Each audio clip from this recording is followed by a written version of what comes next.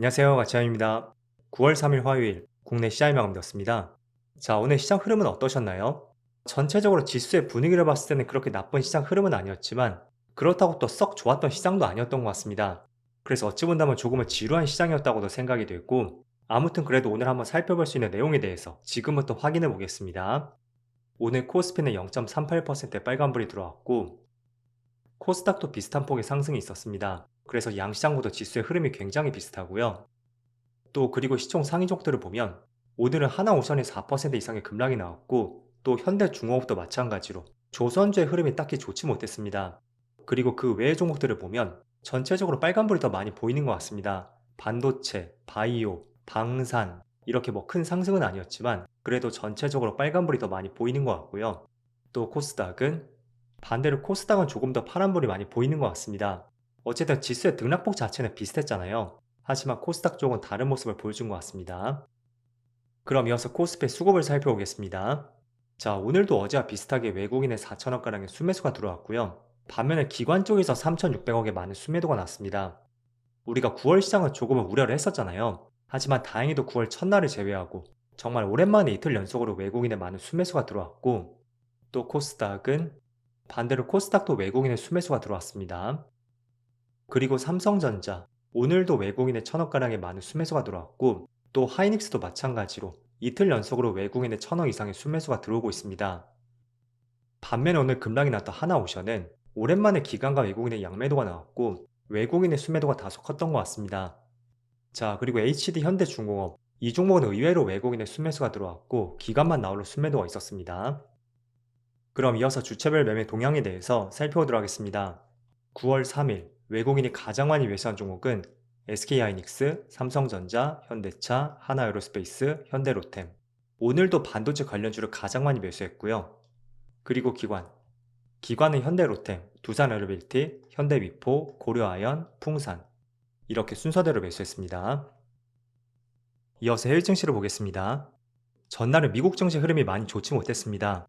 9월 첫날 흐름이었고 지금 보시는 것처럼 나스닥은 마이너스 0.8%로 마무리가 되었지만 시초가는 굉장히 낮게 출발했습니다. 마이너스 1.7%로 출발했고 장중에는 2% 가까이도 빠지기도 했습니다. 하지만 약간은 낙폭을 만회하면서 마이너스 0.8%로 마무리가 되었고 S&P 500도 비슷한 흐름이었습니다. 마이너스 0.7%였죠. 그리고 다우지수도 마이너스 0.5%로 마무리되었고 반도체도 마이너스 1.1%로 마무리되었습니다. 물론 나스닥과 마찬가지로 장중한 때는 거의 마이너스 2.9%까지도 굉장히 낙폭을 키웠었거든요.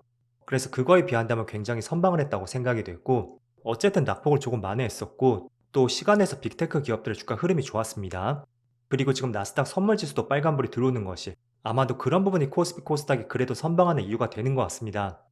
그리고 아시아 증시는 일본은 마이너스 0.8%, 대만은 반대로 플러스가 들어오고 있습니다. 그리고 중국 증시는 1% 가까이 빠지고 있습니다. 자, 일단 전날에 미국 증시가 좋지 못했던 이유는 다시 한번 관세 불확실성이 커졌던 것 같습니다. 이번에 관세 불확실성은 우리가 그동안 알고 있었던 내용과는 조금은 다르다고 할 수가 있고요. 그동안은 관세를 얼마나 매길 것인지 거기에 많은 포커스가 맞춰져 있었고 그로 인해 주가의 변동성이 나왔습니다. 자, 하지만 이번에 나왔던 것은 미국 법원이 이런 관세 정책에 대해서 불법이라는 판결을 내렸었고 그게 하나의 미국 증시의 불확실성을 키웠던 것 같습니다. 자, 이제 품목별 관세 몇 개를 제외하면 각국 관세율이 다 정해졌단 말이죠. 그래서 미국 정부는 대규모 관세 수입이 예상이 되고 있고요. 그 때문에 최근에 미국 기업을 대상으로 감세 법안에 대해서 도입을 한 상태입니다. 그런데 법원에서 불법 판결을 내렸고 그로 인해 만약에 관세가 철폐가 된다면 미국 정부의 재정 수지 방향성이 조금 어그러질 수가 있습니다. 자, 왜냐하면 관세 수입이 예상이 되었기 때문에 빅테크 기업들에 대해서 감세 법안을 통과를 시켰던 것이거든요. 그래서 기업에서 오는 세금이 줄어들 것이고 그걸 관세 수입으로 대체하겠다. 이게 트럼프 행정부의 생각이었습니다. 그런데 그런 부분에 제동을 걸었다는 것은 어제는 미국 증시에 대한 불확실성을 한 차례 키웠던 것 같습니다. 물론 아직은 확정된 것이 아니에요. 그래서 어떻게 될지 모르겠지만 지금으로서는 불법 판결이 되지 않는 것이 미국 증시에도 도움이 될 것이고 또 나아가서 글로벌 증시에도 확실히 도움이 될 것 같습니다. 자, 그리고 지금 AI 거품론이 계속 나오고 있잖아요. 그런데 그 안에서 조금 어긋날 수 있는 이런 내용들이 나온다면 AI가 정말로 거품일지 모르겠지만 거기에 한 차례 기름을 부을 수도 있는 재료가 될 수는 있는 것 같습니다. 물론 장중에 많은 반등을 해줬다는 것이 이런 엇박자에 대해서는 확률적으로 낮지 않을까 이렇게 시장이 봤던 것 같습니다. 하지만 중요한 내용이니까 계속 한번 살펴보세요. 그리고 지금 AI 거품론이 계속 커진 상황에서 트럼프가 감세 법안을 들었다는 것은 저는 하반기 미국 시장이 여전히 맑지 않을까? 이런 생각이 한 표를 더 던지고 있습니다. 어쨌든 기업들의 현금 흐름이 개선이 될 것이고 또 하반기는 금리 인하도 두 차례 앞두고 있습니다. 그래서 그런 기대감과 가능성을 봤을 때는 9월이 역사적으로 시장 흐름이 좋지 않았다고 하지만 전체적으로 큰 그림에서는 그래도 우상향 흐름을 이어가지 않을까 이쪽에 한 표를 더 싣고 있습니다. 그래서 결국은 미국 시장도 그렇게 된다면 국내 시장도 3,000포인트에서 3,200 이 사이라고 말씀드렸죠. 여기서 에너지를 축적하고 나서 역사상 고점이었던 3,300 여기를 돌파하는 시간이 올 가능성에 대해서도 한번 생각을 해보시면 좋을 것 같습니다. 자, 그럼 오늘 거래대금 상위 종목들을 살펴보면서 몇 가지 내용들을 짚어보겠습니다. 오늘은 오랜만에 두산 에너빌리티 이 종목이 거래대금 1위 종목에 올라와 있습니다. 물론 지난달에 한 차례 크게 반등이 나왔었고 또 월말이 되면서 가격 조정이 한 차례 나왔습니다.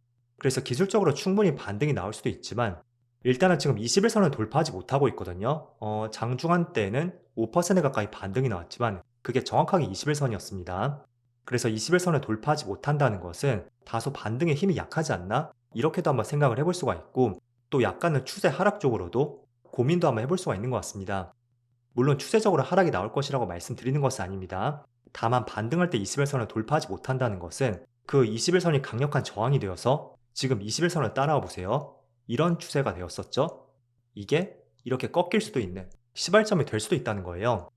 그래서 저는 개인적으로 지난 박스권에 다시 돌았다는 것이 빠른 시일 내에 돌았으니까 상당히 긍정적으로 보고 있습니다.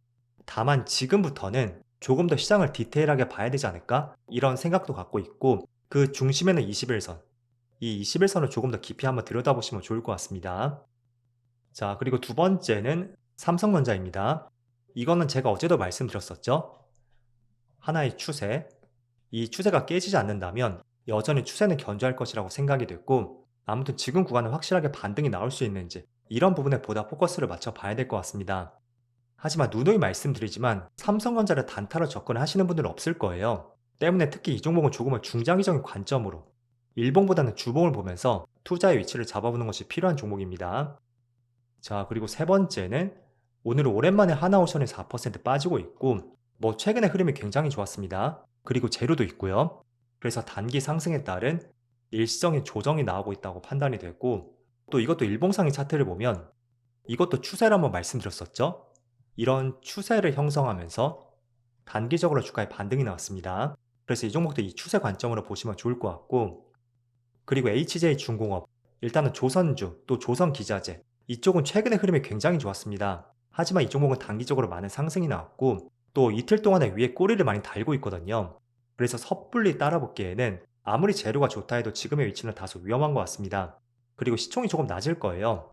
1조 7천억밖에 되지 않죠. 그래서 여기 있는 종목들에 비해서는 시총이 굉장히 낮습니다. 때문에 한 번 물리면 끝없이 물릴 수도 있으니까 일단 재료 자체는 좋습니다.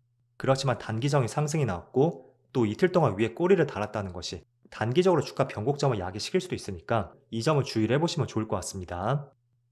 자, 그리고 하이닉스의 추세는 최근에 좋지 않았었죠. 하지만 항상 이런 종목들은 주봉상으로 제가 조금은 길게 보자는 취지로 말씀을 많이 드리고 있어요.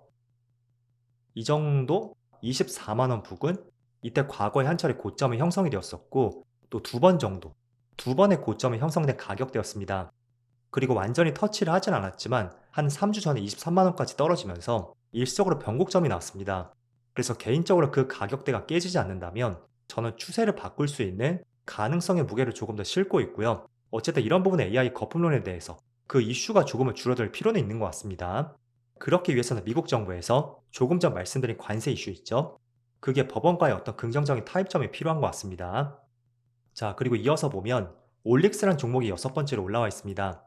이 종목은 어제 제가 한 차례 말씀드렸었고 신한투자증권에서 극심한 저평가다 이런 분석과 함께 이틀 연속으로 급등이 나왔습니다. 제 개인적인 생각으로 보면 아무리 좋은 이슈라도 3일 동안에 급등이 나오는 것은 쉽지가 않아요.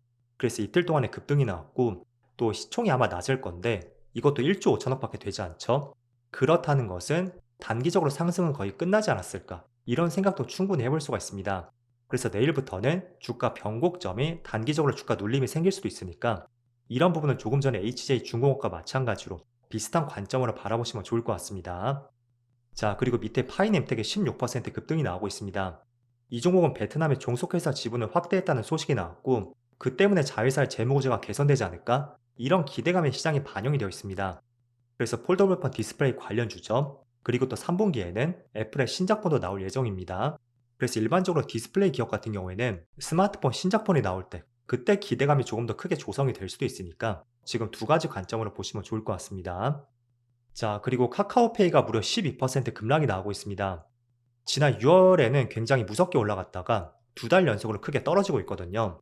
일단 결정적으로 급락이 나오는 것은 카카오페이의 2대 주주가 알리페이거든요.